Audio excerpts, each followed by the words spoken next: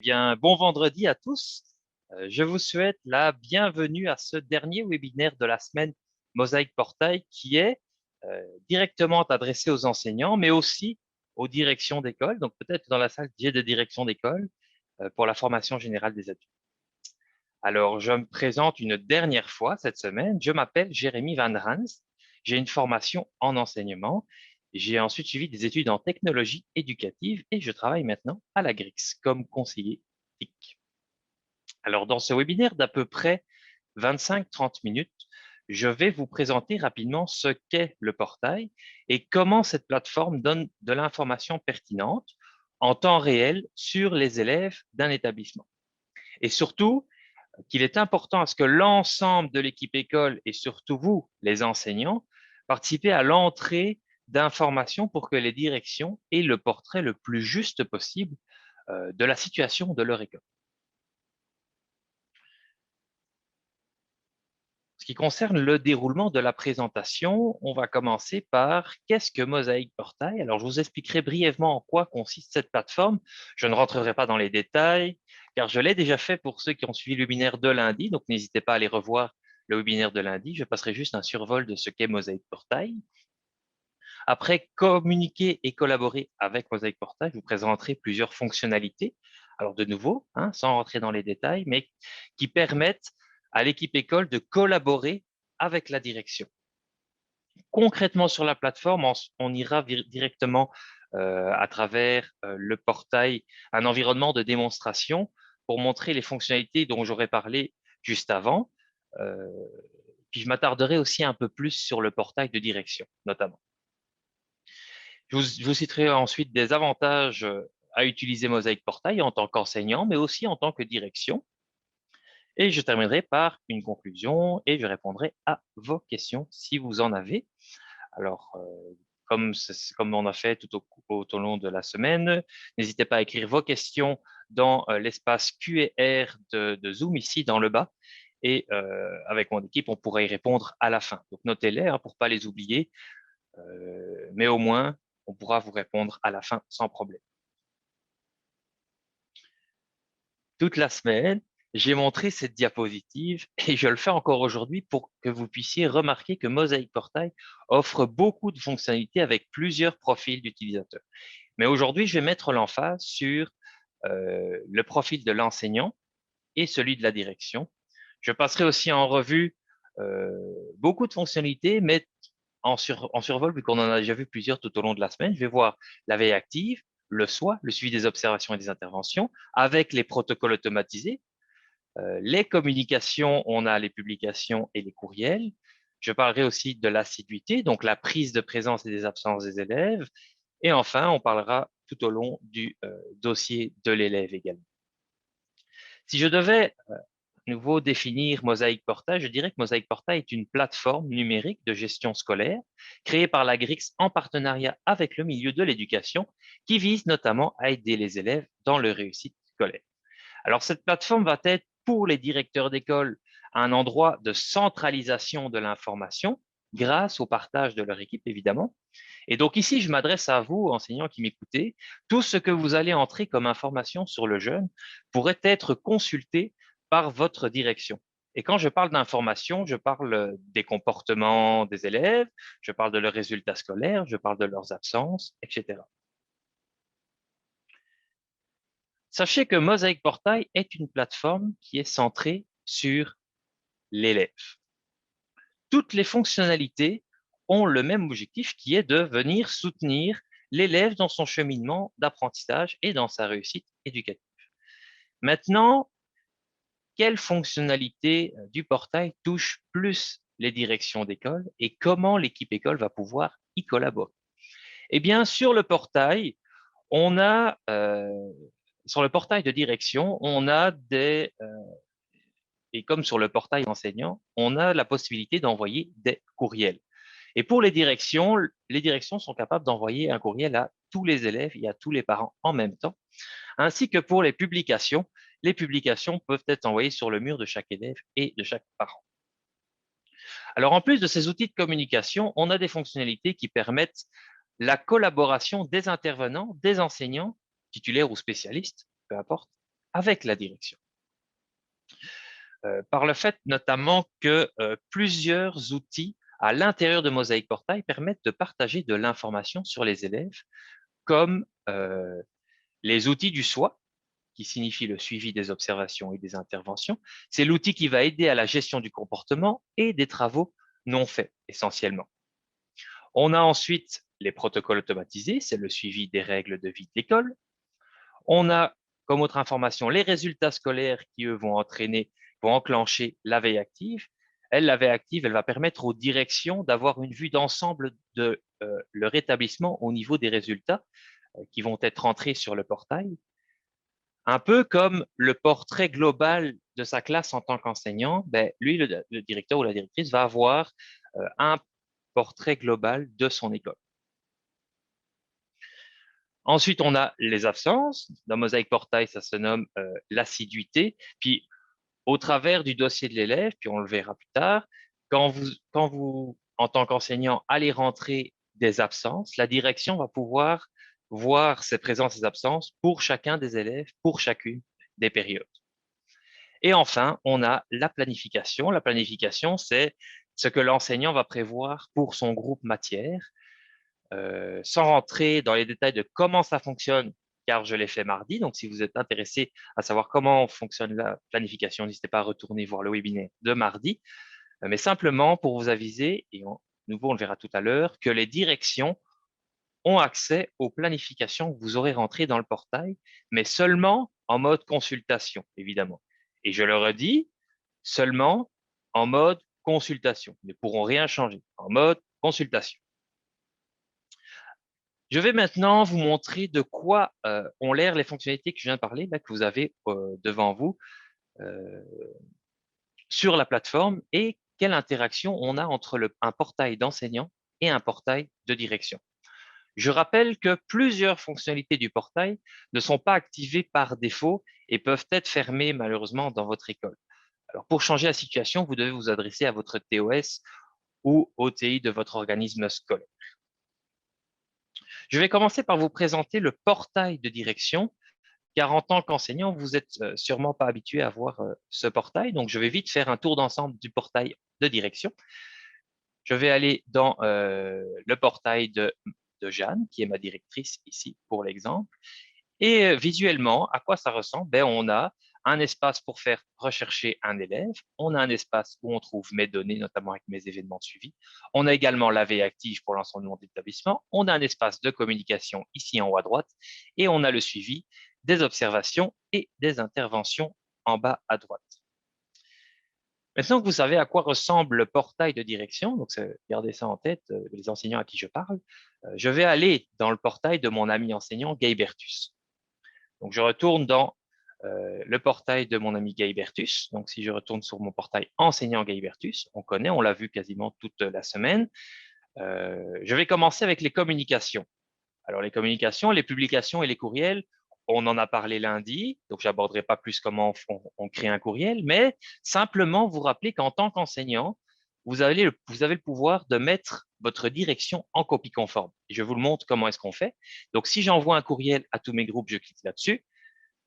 Je ne rentre pas dans le détail, comme je vous ai dit, de tout le reste finalement, mais simplement vous spécifier que vous pouvez mettre votre direction soit en CC ou en CCI, en copie conforme ou en copie conforme invisible. Et pour aller chercher votre direction, il suffit de cliquer sur la liste des employés. Et là, on a tous les employés de l'école, ce qui fait beaucoup pour aller rechercher sous un nom. Hein, c'est beau. En tout cas, plutôt que de chercher un nom, je vous invite à cliquer sur la petite flèche qui est ici. Et ça, on apparaît le mot direction. En cliquant sur direction, j'ai la direction qui est regroupée sous un même filtre. Et je vais aller sélectionner Jacques Blais. Je confirme ma sélection et je vois bien qu'en copie conforme, j'ai ma directrice qui apparaît ici. Une fois que toutes les informations sont rentrées, je clique sur envoyer. Voilà. C'est juste pour vous aviser que vous pouvez mettre une direction en copie conforme pour que la direction va recevoir alors un courriel dans sa boîte de courriel Outlook. Autre petite parenthèse sur là, je vais parler des publications maintenant. Quand on publie sur le portail, quand vous enverrez une publication aux parents, que ce soit en tant qu'enseignant ou en tant que direction, les parents, ils recevront tout à travers l'application mobile mParents. Je n'en ai pas parlé de la semaine, mais sachez que les parents peuvent avoir accès à une application qui s'appelle mParents, puis ils recevront les notifications de ce que vous enverrez avec les publications qui sont là. Ensuite, en tant qu'enseignant, vous aurez aussi un impact si vous consignez des observations et ou des interventions dans le module SWOT. Donc, je vais aller dans le module.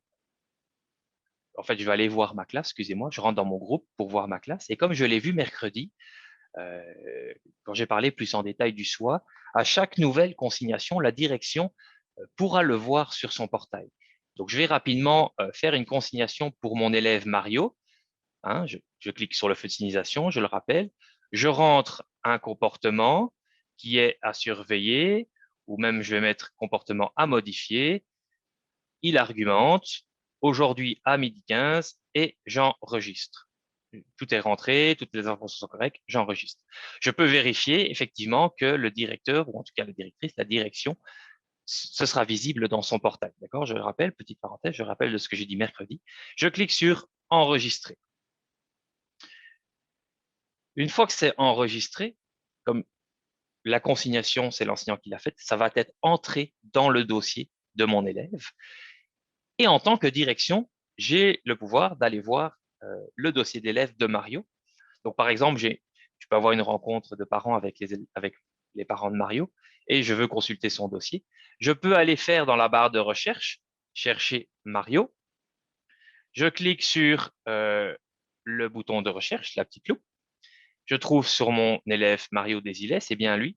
Et je peux aller voir rapidement que ça, c'est son dossier d'élève au complet. Je peux aller voir dans son onglet du SWOT que dans les comportements à modifier, on a un comportement qui vient d'être entré ici, argument.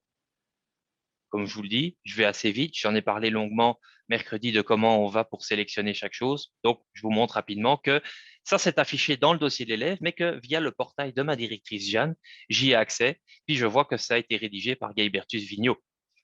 Voilà. Pour voir plus de détails, j'aurais pu cliquer sur voir tout. Alors, il y a quelques avantages pour la direction d'utiliser d'utiliser justement le module SWOT, en tout cas que les enseignants puis que les intervenants de l'école l'utilisent pour que la direction soit au courant. Ils pourront au moins, les directions, avoir une vue d'ensemble des comportements et des travaux non faits des élèves de leur établissement. Donc, si je vais ici, ils vont avoir une vue d'ensemble du SWOT, le graphique qu'on retrouve ici, et dans lequel ils pourront aller forer, voir quels ont été les comportements positifs, quels ont été les comportements à surveiller, etc. Ils pourraient même aller filtrer les élèves. Je veux les élèves que de ce groupe-là, peu importe les filtres qui décident de choisir, pour aller justement voir le graphique de chacun de ces filtres qu'il a choisi. Et comme enseignant, comme les enseignants, le SWOT apparaît dans le dossier de l'élève, la direction aussi a accès à ça. Puis, comme je l'ai déjà mentionné, le gros avantage, c'est lors d'une rencontre de parents en présence ou par téléphone, si le personnel scolaire a consigné l'observation ou l'intervention, ils pourront aller lire le dossier pour justement se préparer à la rencontre. Puis, tout ce qui est consigné apparaît en temps réel sur le portail. Vous avez vu, c'est quand même assez instantané. Vous avez vu, j'ai utilisé pour ça la barre de recherche qui est en haut. Maintenant, grâce à cette barre de recherche-là, je peux aussi aller consigner en tant que direction, consigner une observation au dossier de l'élève. Pour ce faire, il suffit de marquer son nom, donc Mario toujours. Je clique sur son nom et en rentrant sur son nom, je clique sur le feu de signalisation qui est ici à côté de son nom et je peux consigner une observation ou une intervention en tant que direction, tout simplement. Même procédé que pour un enseignant. En ce qui concerne maintenant la prise de présence, en tant qu'enseignant, vous devez prendre les présences pour votre groupe classe. Je vais retourner avec mon enseignant Guy-Bertus sur mon tableau de bord. J'ai dans la colonne de gauche ici mon calendrier, là où je peux prendre mes présences. Eh bien, ici, on est en journée pédagogique, pas de chance pour l'exemple, mais je vais aller retourner vous montrer dans une journée où j'ai eu cours avec le groupe FRA 406 pour mon exemple. Donc, je vais aller avec les flèches ici pour retourner à la journée du 18 mai, par exemple, je sais que j'ai eu un cours avec le FRA 406. En cliquant dessus, j'ai une petite fenêtre qui apparaît. Puis ici, je peux modifier les présences. En l'occurrence, comme j'ai déjà pris les présences, je peux les modifier. J'aurais pu, si j'avais pas pris les présences, ça aurait été marqué prendre les présences. En l'occurrence, pour l'exemple ici, je vous montre qu'on peut modifier les présences. Et on peut voir que Mario Desilets a été absent ce jour-là. D'accord? Une fois que j'avais rempli toutes les absences et les présences, j'aurais cliqué sur enregistrer. Et si je retourne maintenant dans mon portail de direction, que je vais aller voir le dossier de l'élève, donc je vous rappelle, barre de recherche, Mario Desilets, j'ai cliqué dessus. J'ai dans son dossier un onglet qui s'appelle assiduité. Et lorsque je clique sur assiduité, je peux voir ses absences, quand est-ce qu'il a été absent, pour quel cours, pour quelle période, etc. Sauf que moi aussi aujourd'hui, pour vous montrer rapidement, je peux voir, oui, en mode graphique, mais je peux voir également en mode liste. Et en mode liste, je peux voir que le 18 mai, comme je viens de vous le montrer, Mario a une absence qui est non motivée à telle période, en tel. En plus de ça, je vous encourage à ce que votre école passe à la déclaration d'absence de manière numérique et surtout de donner la possibilité aux parents d'aviser d'une absence qui est accessible en quelques clics via l'application mParents que j'ai parlé il y a quelques minutes. Il y a quelques avantages à ce que les parents puissent aviser l'école des absences. Ben, ça simplifie le travail pour la secrétaire et ça permet un partage immédiat de l'information dans le dossier de l'élève, comme vous venez de le voir, et dans la page aussi de prise de présence pour l'enseignant. Si je retourne dans le tableau de bord, dans la page d'accueil de ma direction, je peux voir qu'ici dans le bas, j'ai la veille active, le graphique ici, hein, qui est le portrait global euh, des résultats pour de la catégorisation des élèves par rapport à leurs résultats scolaires qui ont été entrés par les enseignants pour son établissement. Alors, un petit bémol, j'en ai déjà parlé hier, jeudi, donc si vous voulez aller voir plus loin la veille active, n'hésitez pas à aller voir le webinaire de jeudi. Mais un petit bémol, c'est que la veille active ne s'enclenche que si 3 résultats dans 3 matières différentes sont entrés. Encore une fois, en tant qu'enseignant, vous pourrez collaborer en entrant vos résultats de manière assez fréquente, le plus régulièrement possible, pour que votre direction puisse avoir un portrait global qui soit le plus précis possible. Et comme le soit, ben, ce graphique, on peut aller cliquer dessus sur les différentes pointes de tarte ou sur les noms ici, sur les différentes catégories, pour pouvoir aller forer et voir qui se trouve dans quelle catégorie. Si je reste encore un petit peu sur le portail de direction, je peux me diriger juste au-dessus dans mes données. Et dans mes données, j'ai mes événements de suivi. Je clique dessus et dans mes événements de suivi, euh, les événements de suivi, c'est quoi? Ben, j'en ai parlé rapidement mercredi, mais les événements de suivi, ce sont des alertes, des protocoles automatisés qui sont activés en ce moment dans votre école. Et un protocole automatisé, c'est quoi? C'est le suivi tout simplement des règles de vie de l'école. La direction, elle, va avoir ces événements de suivi un peu comme l'enseignant, les événements de suivi dont il est responsable, donc dont je suis responsable, et les événements dont il est observateur. Mais en plus, donc ça ressemble vraiment comme à l'enseignant, mais en plus de ça, lui, il va avoir accès lui ou elle, pardon, la direction va avoir accès aux événements entièrement de son établissement. Donc tous les événements, même ceux dont il n'est pas observateur ni responsable, ben, il va avoir accès il va pouvoir voir tout ce qui se passe en termes d'événements de suivi. Alors ici, je fais du pouce sur le soi. Pour que les protocoles s'activent puis qu'on voit des événements de suivi, il faut que vous, les enseignants, et s'il y a des intervenants qui m'écoutent, consigniez des observations et ou des interventions. C'est très important. Mercredi, j'ai dit que les enseignants ne pouvaient pas créer de nouveaux protocoles automatisés pour leur école, mais par contre, la direction, elle peut le faire. Donc, je vais vous montrer ça tout de suite. Pour ce faire, il faut que je sorte de l'espace de travail direction dans lequel je suis, mais que je reste sous le même nom, Jeanne. Donc, je vais vous montrer ici en cliquant sur mon nom ou sur la petite flèche en haut. J'ai mon profil, mais en dessous, j'ai espace de travail. Et lorsque je me rends sur espace de travail, j'ai une tuile qui s'appelle protocole automatisé. Et lorsque je clique sur protocole automatisé, je peux ajouter un protocole pour mon école. Donc, en cliquant sur ajouter un protocole, je peux entrer le titre du protocole. Qu'est-ce qui se passe? Il y a un comportement, par exemple, à modifier. Survient lorsque le comportement à modifier est rentré dans le SOA. Il survient combien de fois durant quelle période de temps? Pour quels élèves? Pour quel groupe d'élèves? Il y a des filtres. Vous pouvez rajouter des filtres de nouveau. Qui va être responsable et qui va être observateur? J'en ai parlé déjà mercredi, donc je ne reviendrai pas là-dessus.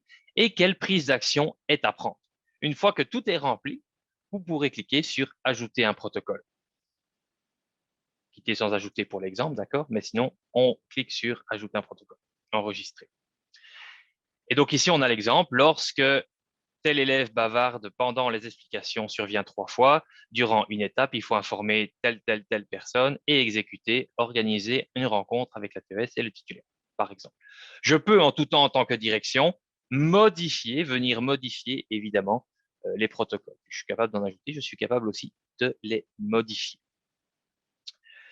Si je retourne encore dans les espaces de travail de Jeanne, donc je vais à un autre sujet qui est l'accès au groupe. Donc, lorsque je clique sur l'espace de travail, j'ai une autre tuile qui se nomme Accès au groupe. Et lorsque je clique sur Accès au groupe, ça permet aux directions d'école d'aller consulter, et donc seulement en mode lecture, les planifications et les évaluations faites par les enseignants.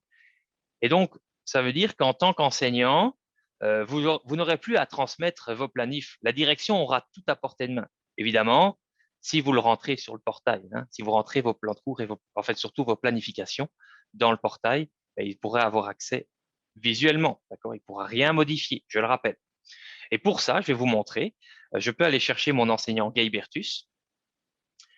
Pour son cours FRA 406, je vais aller voir sa planification et je peux voir sa planification pour chacune des étapes qui apparaissent ici devant moi. Je peux également aller voir les résultats que les élèves ont eus à chacune des évaluations. Je vois qu'il y a des résultats qui apparaissent. Je peux aussi basculer en mode tableau, d'accord? Puis, comme je vous le dis, c'est seulement en mode consultation. Pour ce qui est de la planification, attention, en mode consultation. Je vais revenir à mon PowerPoint pour vous donner 5 raisons d'utiliser la plateforme Mosaic Portail. J'en ai parlé, accès au groupe, j'en ai parlé, les protocoles automatisés, j'en ai parlé. Première raison, une plateforme centrée sur l'élève. Donc la plateforme est là pour soutenir l'élève dans son apprentissage. Deuxième raison, elle permet une gestion de l'encadrement. Et grâce au SOA, hein, qui va permettre de suivre le comportement au quotidien des élèves. Troisième raison, un suivi personnalisé, parce que grâce à la veille active, elle va vous donner une bonne idée des résultats scolaires pour l'ensemble de l'école. Et là, je parle pour les directions, pour l'ensemble de l'école. Au moins, on va pouvoir avoir un beau visuel de comment vont les résultats scolaires dans votre école. On a une collaboration direction enseignant-parent pour la réussite de l'élève, où le partage d'informations sera l'une des clés. J'espère qu'aujourd'hui, j'ai pu vous convaincre là-dessus. Et aussi, si je parle essentiellement aux directions d'école, envoyer un message à tous les élèves et les parents en même temps par les outils de communication, par exemple. Si vous désirez plus d'informations, n'hésitez pas à consulter notre site info.mosaicportail.ca. Vous retrouverez notamment les capsules des webinaires de la semaine Mosaïque Portail. Elles arriveront dans le courant de la semaine prochaine. Donc, si vous les cherchez actuellement, ça ne se trouve pas, mais elles se trouveront dans la section webinaire dans le courant de la semaine prochaine. Pour les enseignants, il y a des capsules vidéo YouTube, c'est gratuit, sur des fonctionnalités et comment ça fonctionne concrètement sous forme de tutoriel, les fonctionnalités du portail, évidemment. Il existe aussi le groupe Facebook, collaborateur Mosaïque Portail, qui est un lieu de collaboration entre les enseignants. Vous pouvez également nous suivre sur les pages officielles de la GRIX, que ce soit sur Facebook ou sur Twitter. Nous vous proposons également les essentiels de Mosaïque Portail, qui sont des formations gratuites pour de base qui vont vous montrer les fonctionnalités du portail. Donc, en rentrant le code que je vous mets à l'écran, vous aurez également accès à un environnement de démonstration. Donc, ce que je viens de vous montrer aujourd'hui, vous pouvez aller voir avec le directeur de démonstration qui se trouve dans cet environnement-là en vous connectant avec l'authentification et le mot de passe que je vous mets à l'écran. Et j'en profite également pour vous informer euh, que notre équipe vous offre des formations gratuites sur Microsoft 365 ou sur Teams et elles se tiendront jusqu'à la fin juin. Donc n'hésitez pas à participer en cliquant sur le lien qui vient d'apparaître dans votre clavardage. Et c'est maintenant la période de questions. Donc je vais demander à Audrey et aussi à Jean-François de venir m'aider et pour répondre aux questions. Merci beaucoup. En tout cas, je vous remercie déjà d'avoir passé votre vendredi midi. Je sais qu'il y a un long congé qui s'amène, donc merci beaucoup d'avoir passé votre temps avec nous déjà. Alors, j'écoute les questions. Audrey. Oui. Question de Madame Vicky Jean. Le filtre des élèves doit-il être configuré par la direction ou tous les filtres sont présents à la base? Alors, je sais que les directions peuvent ajouter des filtres, mais après, est-ce que c'est prévu à la base? Jean-François, je te lance la balle. Oui, en fait, les filtres sont configurables par la direction. Donc, au départ, il n'y a pas de filtre. Donc, il faut vraiment que la direction crée ses propres filtres. Prochaine question. Est-ce que tous les intervenants de l'élève, autres enseignants et TES, peuvent voir aussi les informations consignées dans le SWOT d'un élève? Alors oui, effectivement, si l'observation si l'observation ou l'intervention est rendue visible pour que ce soit les autres enseignants ou la TES en fonction de. Là, je l'ai vu, donc si vous voulez plus d'infos, allez voir la capsule de mercredi, mais j'en parle dans le SWOT, qu'est-ce qui est visible ou non en fonction des catégories. Ça, c'est un choix de nouveau de votre CSS. Mais sachez que oui, vous pouvez avoir accès à certaines informations, peut-être pas toutes, en fonction du choix de votre CSS qui a été fait. Prochaine question. Je suis éducatrice spécialisée à mon école et de mon côté, je ne vois pas la date de naissance, le code permanent, etc. sur le profil des élèves. Est-ce possible d'avoir les mêmes accès que la direction et d'avoir un portrait plus détaillé de nos élèves? Effectivement, c'est une demande qui est demandée. En fait, de notre côté, c'est sûr que ce qu'on a mis en place, c'est des informations qui sont importantes et qui ne sont pas sensibles, dans le fond, pour l'élève. Donc, c'est sûr que nous, on fait attention, on est très prudent au niveau des données en info numérique là, présentement à cause, surtout avec le projet de loi 64 là, sur les accès aux informations des élèves, des gens en général. Là. Donc, on fait vraiment attention à ce niveau-là. On suit un peu, mais nous, ce qu'on veut à la fin, en fait, c'est de permettre au CSS de donner les droits directement aux personnes qui veulent donner les droits. Donc, on ne veut pas être la police des données, mais présentement, notre gestion d'identité, qui gère tout en arrière, la confidentialité, ne permet pas ça. On travaille justement à ce sujet-là pour vous donner les droits. Peut-on avoir un type d'absence que les parents ne voient pas? Exemple, une rencontre avec un professionnel de la santé. Alors oui, c'est possible d'avoir des... Excusez-moi. Alors oui, c'est possible d'avoir des motifs d'absence qui ne sont pas visibles par le parent, effectivement, pour ce genre de cas-là. C'est important. Alors, j'enchaîne avec la question suivante. Est-ce que l'icône veille active peut s'afficher dans la section prise de présence? Ben non. Pour l'instant, la veille active ne s'affiche pas là. Est-ce que tu veux rajouter quelque chose, Jean-François, par rapport à ça? Non, effectivement, dans le fond, quand on prend les présences, non, l'icône veille active n'est pas là. Elle est vraiment dans le plan de classe à la base quand on rentre dans le groupe. Il faudrait voir c'est quoi le besoin en arrière, Mme Leblanc. On n'est pas, on peut prendre votre demande. On faut juste voir c'est quoi la raison ou le besoin d'avoir cette information-là lors de la prise de présence directement. Mais vous y avez accès via le plan de classe.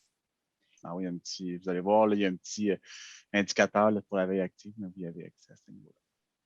Est-ce que l'on peut ajouter un protocole pour l'ensemble de l'école? Oui. Si dans les filtres, vous décidez de mettre les filtres de tous les élèves, qu'il est possible de se créer un filtre puis d'ajouter tous les élèves dedans. Puis à ce moment-là, en créant ce filtre-là, ben, le protocole agit évidemment sur tout l'ensemble de votre école. Est-ce que c'est possible de créer un protocole automatisé pour que les directions soient visées lorsqu'un élève est trop souvent absent sans que ce soit associé à un seul élève? Alors, présentement, les protocoles automatisés sont seulement sur les observations qui ont été saisies sur un dossier d'élève, en fait. Ça fait partie de la suite, dans le fond, du protocole automatisé, de pouvoir ajouter également les absences, de pouvoir dire après tant d'absences, viser telle personne. Donc, oui, c'est dans les plans. Présentement, ce n'est pas possible, mais c'est dans les plans.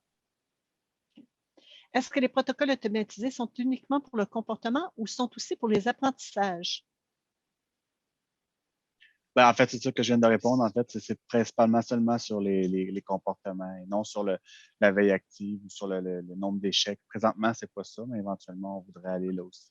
En fait, si on veut suivre plus la réussite des élèves, on regarde plus la veille active que le soir. Oui, mais ce que je comprends ici, c'est que la question, c'est qu'on aimerait avoir qu'ici, il y a tant d'élèves, mais de pas que moi, en tant que direction, j'aille voir, mais qu'on m'informe qu'il y a peut-être des élèves à risque. Ouais. C'est ce que j'ai compris de la question. Est-ce qu'il y a un webinaire adressé aux intervenants? Alors, ce n'est pas prévu pour l'instant, mais vu que vous le demandiez, on pourrait peut-être réfléchir dans le futur à possiblement avoir quelque chose de cet ordre-là. Pourquoi pas? On ne ferme pas la porte en tout cas. Donc, merci pour la suggestion. Un enseignant peut-il décider ce qu'il partage de sa planification avec la direction? J'anticipe un problème d'adhésion si la direction voit l'ensemble de la planification. Alors, non. Tout ce que vous mettez dans la planification va être possiblement visible par la direction. Puis ici, il faut faire attention, dans le fond, on parle de la planification de groupe.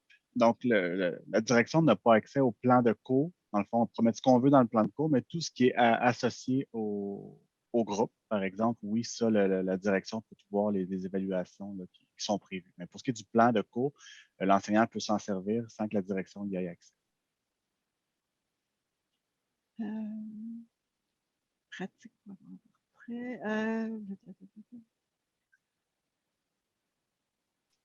Les spécialistes ont des bugs avec la prise de présence. Par exemple, les listes d'élèves sont incomplètes. Pourtant, les listes sont complètes pour les rentrées de notes. Pour cette question-là, c'est sûr que je vous inviterais à contacter une personne ressource à l'interne parce qu'il ne devrait pas avoir de disparité entre la liste des classes et la liste de prise de présence. Il ne devrait pas avoir de disparité à ce niveau-là. Ça devrait être les mêmes élèves, évidemment, qui sont là.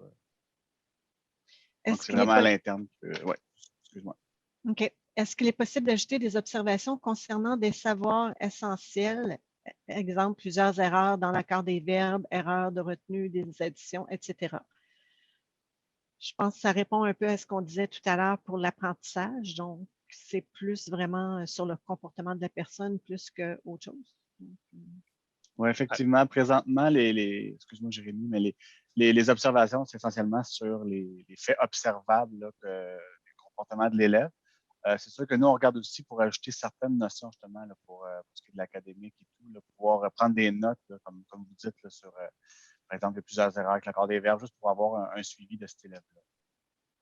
Si Jérémy, tu avais quelque chose à rajouter. Oui, c'est ça. Pour l'instant, dans les descripteurs, il n'y a pas de descripteur qui correspond à des compétences ou encore des savoir-faire qui se trouvent en éducation, mais c'est plus sur le comportement. C'est ce que je voulais dire. C'était les dernières questions que nous avions en banque. Oups, une nouvelle dans le plan de cours. Dans le plan de cours, est-ce qu'il est possible de déplacer mon bureau? Alors, dans le plan de classe que j'imagine que vous voulez. Ouais, dans le plan de classe, non, c'est pas possible de modifier le bureau. C'est une demande qu'on a de consigner également, là, de pouvoir faire un peu ce qu'on veut là, avec les classes, pouvoir modifier le bureau. Mais présentement, c'est pas disponible. La suggestion est consignée de notre côté là, pour une amélioration. Est-ce que ce sera tout? Est-ce que quelqu'un d'autre a une question? C'est le temps.